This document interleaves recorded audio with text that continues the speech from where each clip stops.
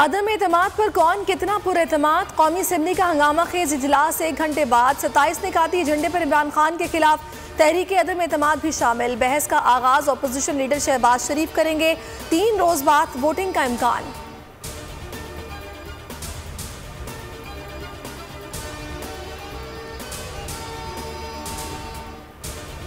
उस्मान बुज़दार खतरे में। पंजाब असेंबली में 128 दस्तखतों के साथ तहरीक अदम एतमाद जमा। स्पीकर परवेज इलाही 14 रोज में इजलास बुलाने के पाबंद। जहांगीर तरीन ग्रुप अहमियत इख्तियार कर गया। कल अहम इजलास मुतवक्किल।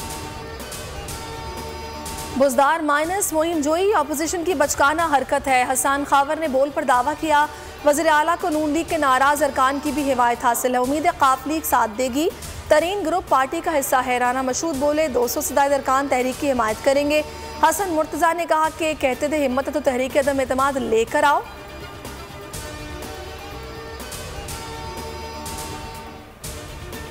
बुज़दार के खिलाफ तहरीक अदम एतमाद। हुकूमत काफ लीग को पंजाब की वजारत आला देने पर रजामंद। चौधरी बरादरान को पेशकश कर दी। कहा हुकूमत के इत्तेहादी रहें, अदम एतमाद में साथ दे।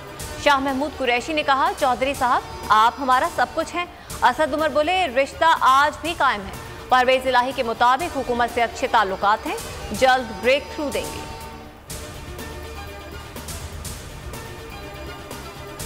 अदम एतमाद मुल्क को अदम इस्तेहकाम करने का प्लान है। आलमी साजिश इमरान खान नहीं अवाम के खिलाफ है। आलमी साजिश के दस्तावेजात वक्त के साथ सामने लाएंगे।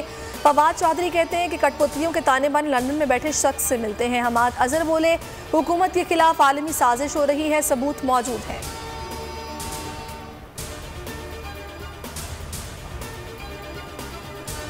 अभी जलसा जलसा है, खेल कल से शुरू होगा। 72 घंटे में सब वाजे हो जाएगा, आर या पार होगा। शेख रशीद कहते हैं जहां फैसले होने हैं हो जाएंगे। किसी हुकूमत को वक्त पूरा करते नहीं देखा। वजारत हो या ना हो, इमरान खान के साथ खड़ा हूं। खत का इल्म नहीं, एस्टैब्लिशमेंट सिर्फ पाकिस्तान के साथ।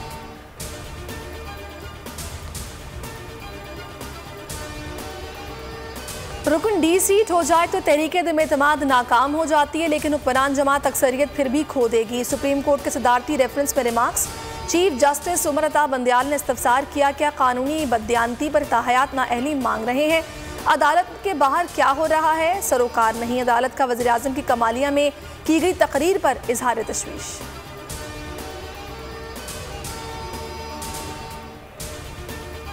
सुप्रीम कोर्ट का सिंध हाउस पर हमला करने वालों को गिरफ्तार करने का हुक्म। आईजी कल रिपोर्ट समेत तलब। चीफ जस्टिस उमर अता बंदयाल ने रिमार्क से वाक़े पर गैर मामूली समाअत की। सिंध हुकूमत का मौक़िफ़ है हमला दहशतगर्दी है। हुकूमत ने बचकाना और काबिल ज़मानत दफात लगाई। कानून के मुताबिक कार्रवाई करे। सब्सक्राइब करें और बेल दबाएं ताकि कोई खबर रह न जाए।